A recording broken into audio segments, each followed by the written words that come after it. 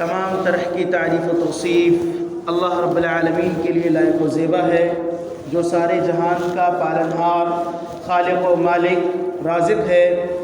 اور درود و سلام نازل ہو انبیاء کرام علیہ الصلاۃ والسلام پر، خصوصاً آخری نبی جناب محمد رسول اللہ صلی اللہ علیہ وسلم پر۔ ہزار ہزار رحمتیں ہوں صحابہ کرام رضوان اللہ علیہم اجمعین، تبع تابعین، امام دین، محدثین کرام پر۔ محترم سامعین کرام، اللہ رب العالمین کا لاکھ لاکھ شکر و احسان ہے کہ اس نے ہمیں رمضان جیسا مقدس مہینہ عطا فرمایا۔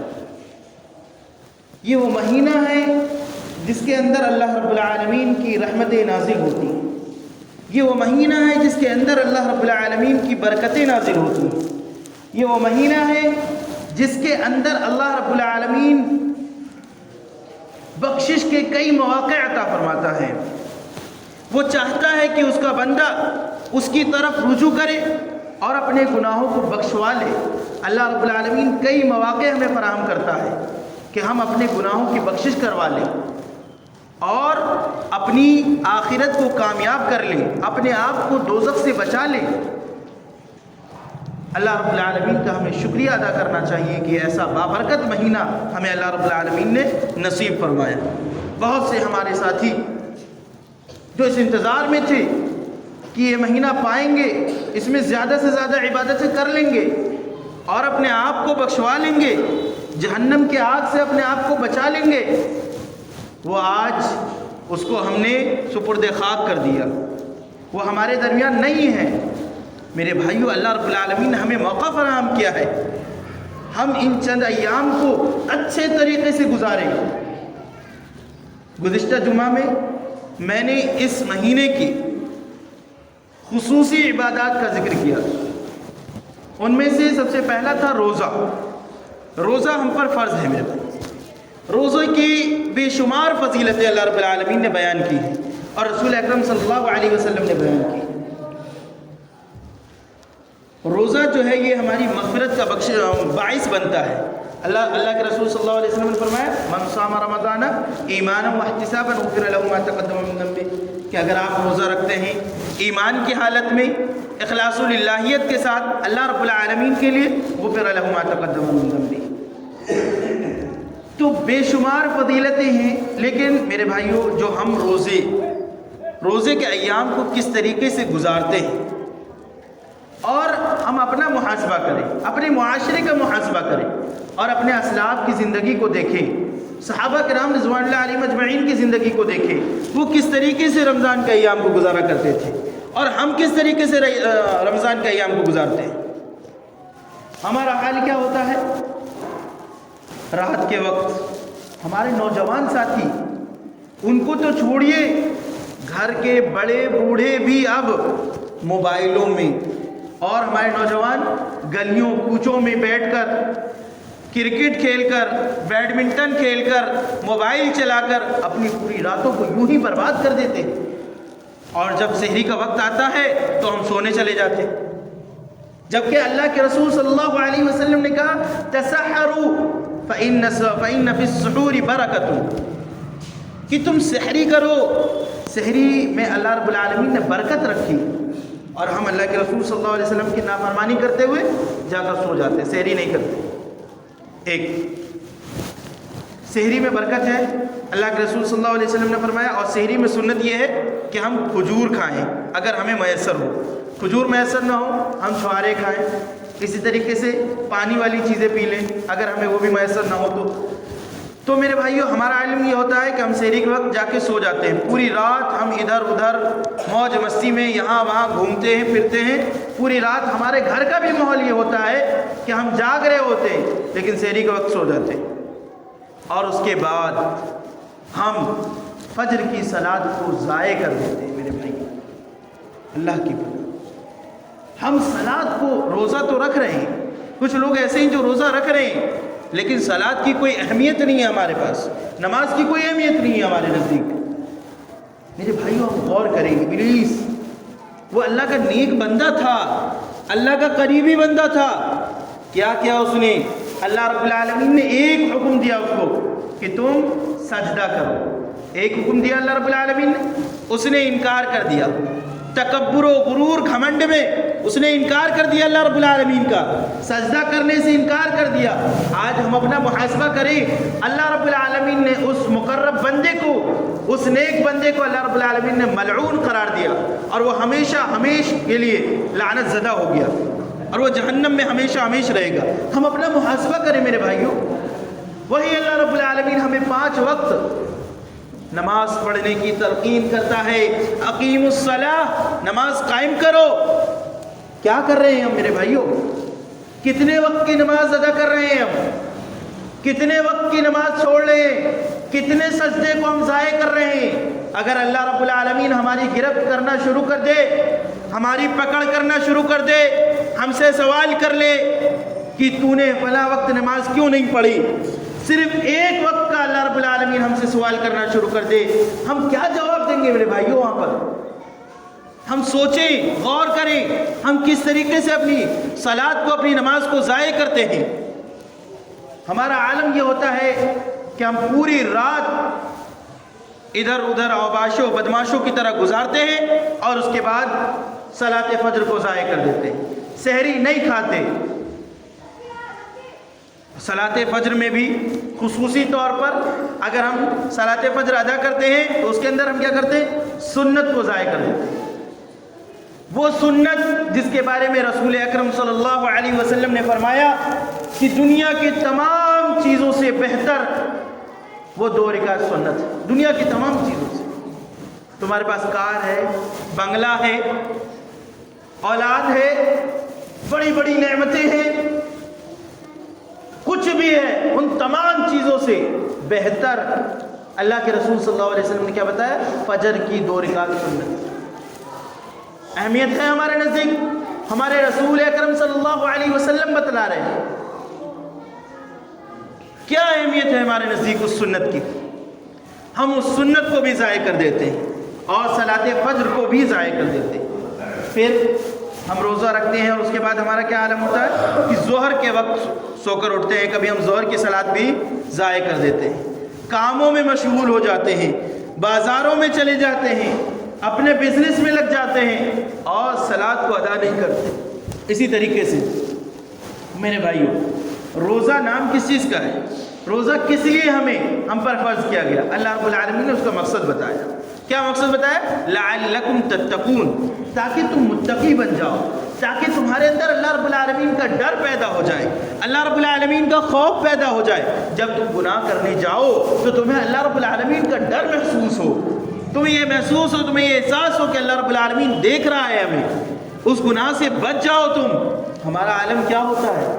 ہمارے بچوں, ہمارے نوجوانوں کا عالم کیا ہوتا ہے؟ گالی گلوچ میں مشغول رہتے ہیں, لڑائی جھگڑے میں. جس طریقے سے عام دنوں میں ہم گالی گلوچ کرتے ہیں, لڑائی جھگڑا کرتے ہیں, اسی طریقے سے رمضان کے ایام میں بھی, روزے کے ایام میں بھی ہم گالی گلوچ اور جھگڑے سے نہیں بچتے. اللہ کے رسول صلی اللہ علیہ وسلم نے کیا فرمایا ایسے لوگوں کے بارے میں؟ اور کیا کرتے ہیں؟ سودی لین دین بھی کر رہے ہیں, اسی طریقے سے ہم جھوٹ بول کر اپنے سامان کو بیچ بھی رہے ہیں.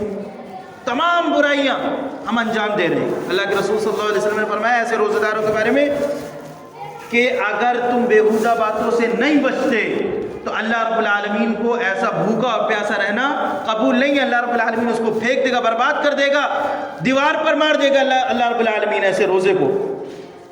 اللہ رب العالمین کو نہیں چاہیے تمہارا ایسا بھوکا اور پیاسا رہنا. اس لیے میرے بھائیوں, ہمیں روزے کا جو مقصد ہے لعلکم تتقون کے تحت تمام برائیوں سے بچنا ہے. پھر ہمارا عالم کیا ہوتا ہے؟ ہم جب افطار کرتے ہیں, افطار کے بعد پھر صلاۃ مغرب پہ بھی دھیان نہیں ہوتا ہمارا. افطار میں ہی ہم 30 منٹ 35 منٹ بیٹھ کے کھاتے رہتے ہیں, اور صلاۃ مغرب کو یا تو تاخیر سے ادا کرتے ہیں یا تو ہم اس کو چھوڑ ہی دیتے ہیں, ضائع کر دیتے ہیں اس کو بھی.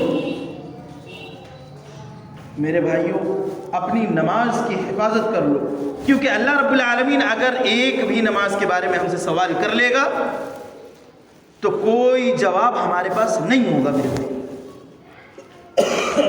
اب اس کے بعد ہمارا عالم کیا ہوتا ہے؟ اگر کوئی شخص ان تمام ایام میں روزے کے ایام میں فجر سے لے کے مغرب تک بچتا ہے، گناہوں سے تھوڑا بہت بچتا ہے، کچھ چیزیں اس سے رک جاتی ہیں، لیکن جیسے ہی مغرب کی اذان ہوتی ہے افطار کر کے اٹھتا ہے وہ، اگر وہ نشہ کرتا ہے، اگر وہ سگریٹ پیتا ہے، اگر وہ گٹکا کھاتا ہے، فوراً جاتا ہے، فوراً جا کر اس نشے کے کام کو اختیار کرتا ہے۔ کوئی بھی ایسا عمل جیسے نشہ ہو گیا، اب اس کے بعد افطار کیا اس نے، اب اس نے سوچا کہ اب ہم آزاد ہو گئے، اب ہم کوئی بھی گناہ کر سکتے ہیں، موبائل چلانے لگے، فلمیں دیکھنے لگے، گانا سننے لگے، اس کے علاوہ جتنی بھی برائیاں ہیں سب کو انجام دینے لگتے ہیں۔ کیا فائدہ ہمارے روزہ رہنے کا؟ اللہ رب العالمین کہہ رہا لعلکم تتقون کہ اے مومنو تم پر روزہ اس لیے فرض کیا گیا کہ تم اللہ رب العالمین سے ڈرنے والے بن جاؤ۔ اور ہمارا حال کیا ہوتا ہے کہ روزہ کھولتے ہی ہم شیطان کے عمل پر کارآمد ہو جاتے ہیں۔ کیوں؟ کیونکہ ہمارا روزہ قبول ہی نہیں ہو رہا، اللہ رب العالمین کی بارگاہ تک پہنچ ہی نہیں رہا ہمارا روزہ رائگاں ہو رہا ہے میرے بھائیوں۔ جب تک ہم برائی سے نہیں بچیں گے اور جب تک ہم نیکی کو نہیں اختیار کریں گے، اس کا مطلب یہ ہے کہ ہمارا روزہ قبول نہیں ہو رہا۔ اب ان تمام چیزوں کو چھوڑ کر ان تمام لوگوں کے علاوہ ایک ایسا بھی گروہ ہے ہمارے معاشرے میں جو روزہ رکھتا ہی نہیں ہے، سرے سے روزہ نہیں رکھتا، روزے کے ایام میں کھلم کھلا جا کر ہوٹلوں میں بیٹھ کر، گھروں میں بیٹھ کر کھانا کھاتا اور پیتا۔ اللہ کے رسول صلی اللہ علیہ وسلم فرماتے ہیں کہ ایک رات کو میں سویا ہوا تھا، دو شخص آئے اور مجھے اٹھایا اور ایک دشوار گزار پہاڑ پر لے کر چلے گئے اور مجھ سے کہا اس پر چڑھیے۔ میں نے کہا کہ میں اس پر نہیں چڑھ سکتا۔ انہوں نے کہا میں آپ کے لیے آسان کر دیتا ہوں۔ وہ مجھے لے کر گئے تو اونچائی پر جب لے کر گئے تو میں نے چیخ و پکار سنا، تو میں نے کہا، میں نے دریافت کیا، میں نے پوچھا یہ کس بات کی چیخ و پکار ہے؟ تو کہہ رہے ہیں یہ جہنمیوں کی چیخ و پکار ہے۔ پھر کہتے ہیں جب مجھے اور آگے لے جایا گیا تو میں نے دیکھا کہ کچھ لوگ ایسے ہیں جن کو الٹا لٹکا دیا گیا ہے اور ان کی بانچیں چیڑ دی گئی ہے، ان کے منہ کو چیڑ دیا گیا ہے اور اس کے منہ سے خون بہہ رہا ہے۔ میں نے دریافت کیا یہ کون لوگ ہیں؟ تو انہوں نے کہا یہ وہ لوگ ہیں جو روزے کے ایام میں، روزے کے دنوں میں کلم کھلا بیٹھ کر کھایا پیا کرتے تھے، ہوٹلوں میں بیٹھ کر کھایا پیا کرتے تھے، گھروں میں بیٹھ کے کھایا پیا کرتے تھے، روزہ خوری کیا کرتے تھے۔ یہ ان کا انجام ہے میرے بھائی۔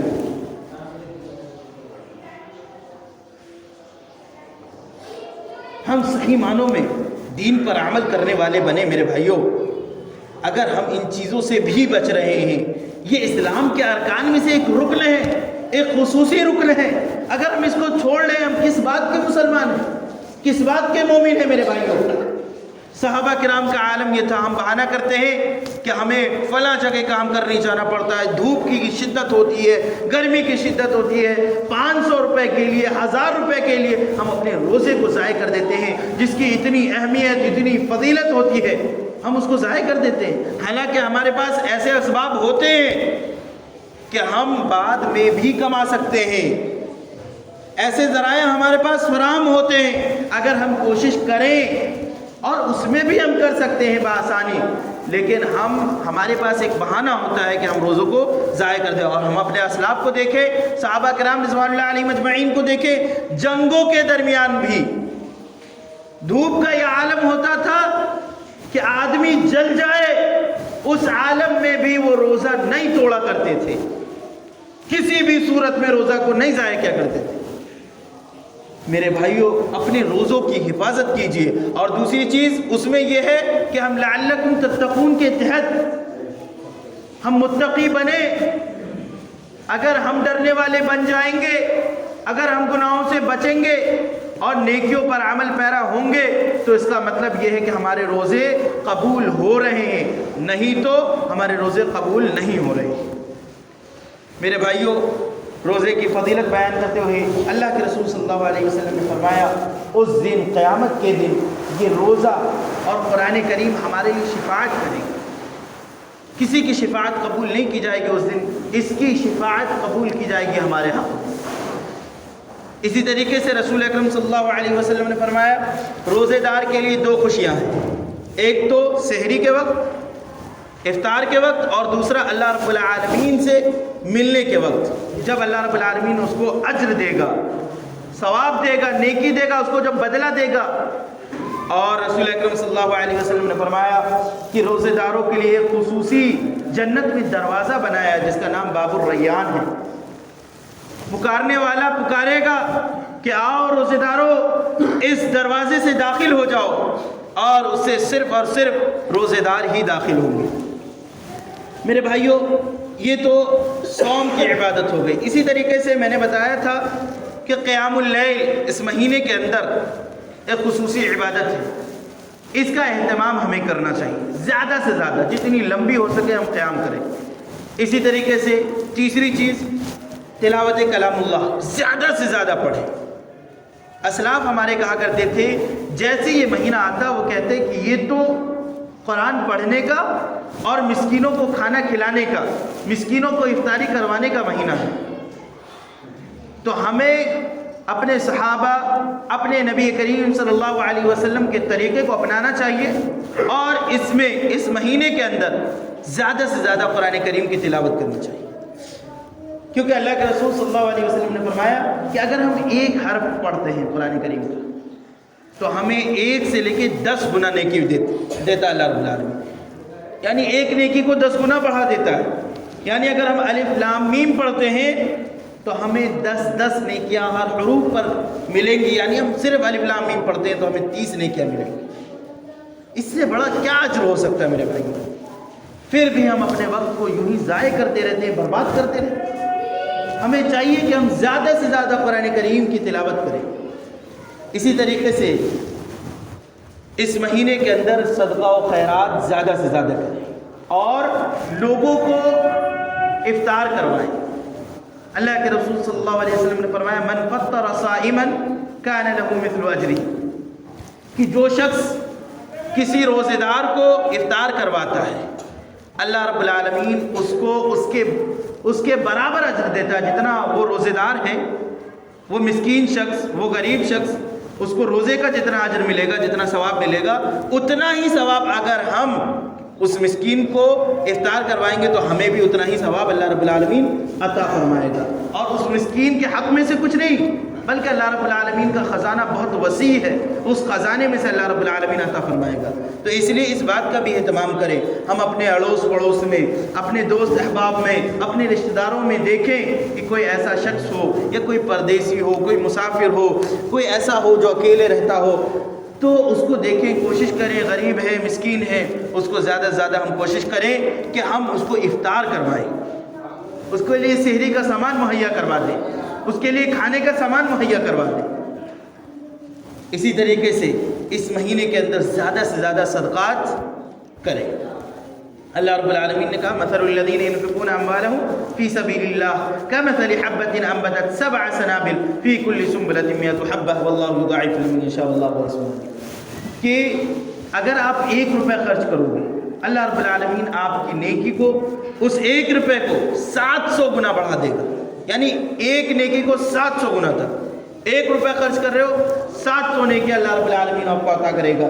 اگر آپ 5 روپے خرچ کر رہے ہو تو 3500 نیکی اللہ رب العالمین آپ کو عطا کرے گا. آپ جتنا خرچ کرو گے، جتنا زیادہ خرچ کرو گے، اللہ رب العالمین اتنا زیادہ آپ کو نیکیاں عطا فرمائے گا. اسی طریقے سے اس مہینے کے اندر خصوصی طور پر ہم زکوٰۃ کی رقم ادا کریں. یہ ضروری نہیں ہے کہ ہم رمضان کے ایام میں ہی زکوٰۃ کی رقم ادا کریں، لیکن چونکہ اس مہینے کے اندر ثواب کئی گنا بڑھا دیا جاتا ہے، تو ہمیں چاہیے کہ اگر ہمارا مال نصاب کو پہنچ چکا ہے، سال اس پر گزر چکا ہے، تو ہم اس مہینے کے اندر زکوٰۃ کے مال کو نکالیں. اور زکوٰۃ کو زکوٰۃ اس لیے کہا جاتا ہے کیونکہ اس سے مال میں بڑھوتری ہوتی ہے. اللہ رب العالمین فرماتا وَيُرْبِ الصَّدَقَاتِ، کہ زکوٰۃ جو ہے، یہ صدقات جو ہے، یہ مال کو بڑھا دیتا ہے. اور رسول اکرم صلی اللہ علیہ وسلم نے فرمایا ما نقصت صدقۃ من مال، کہ آپ اگر صدقہ کریں گے تو آپ کے مال میں سے کچھ بھی نہیں گھٹے گا. ہمیں یہ تصور ہوتا ہے کہ اگر ہمارے پاس 1 لاکھ روپے ہے، 10 لاکھ روپے ہے، اگر ہم اس میں سے 25,000 روپے نکال دیں گے تو ہمارا مال گھٹ جائے گا. نہیں میرے بھائی، اللہ رب العالمین اس کے اندر برکت عطا فرماتا ہے، اس کو اور زیادہ بڑھا دیتا ہے. یہ زکوٰۃ کا مقصد ہے. اسی طریقے سے ہمیں کنجوسی سے، بخیلی سے اللہ رب العالمین بچاتا ہے. مسکینوں اور غریبوں کی اس کے ذریعے سے مدد ہوتی ہے. اور میرے بھائیوں، اللہ رب العالمین اس دن، قیامت کے دن، جب نفسی نفسی کا عالم ہوگا، آپ کا اپنا سگا بھائی آپ کے کام نہیں آئے گا، آپ کا اپنا سگا باپ، آپ کی ماں آپ کے کام نہیں آئے گی. اس دن اللہ رب العالمین اس شخص کو سایہ نصیب فرمائے گا جو اس طریقے سے صدقہ کیا کرتا تھا کہ اپنے دائیں ہاتھ سے دیتا تھا تو اس کے بائیں ہاتھ کو نہیں پتہ چلتا تھا، یعنی اتنا چھپا کر صدقہ کیا کرتا تھا. اللہ رب العالمین اس دن اپنا سایہ اس کو نصیب فرمائے گا. اللہ اکبر. اسی طریقے سے ہم چاہیں تو اعلانیہ طور پر ظاہر کر بھی صدقہ کر سکتے ہیں، اگر مقصد یہ ہو کہ دوسرے لوگ بھی اس طرف آئیں، وہ بھی صدقہ کریں. اللہ رب العالمین نے فرمایا الذین ينفقون اموالهم باللیل والنہار سرا وعلانیۃ فلهم اجرهم عند ربهم ولا خوف علیہم ولا هم یحزنون، کہ جو لوگ خرچ کرتے ہیں چھپا کر یا اعلانیہ طور پر دکھا کر خرچ کرتے ہیں، اللہ رب العالمین اس کو دیکھ رہا ہے اور اللہ رب العالمین کیا اس کا ثواب ہے. اس کے لیے نہ کوئی خوف ہوگا، نہ غمگین ہوں گے. وہ قیامت کے دن اس کے لیے کوئی ڈر اور خوف نہیں ہوگا. اسی طریقے سے اللہ رب العالمین نے فرمایا یا ایھا الذین آمنوا لا تبطلوا صدقاتکم بالمن والأذى کالذی ينفق مالہ رئاء الناس ولا یؤمن باللہ ولا بالیوم الآخر. کہ میرے بھائیوں، اگر ہمارے پاس کہیں سے کوئی شخص چندہ لینے کے لیے آتا ہے، زکوٰۃ لینے کے لیے آتا ہے، یا کوئی غریب ہے، فقیر ہے، مسکین ہے، ہم اس پر احسان نہ جتلائیں، ہم اس کو تکلیف نہ پہنچائیں.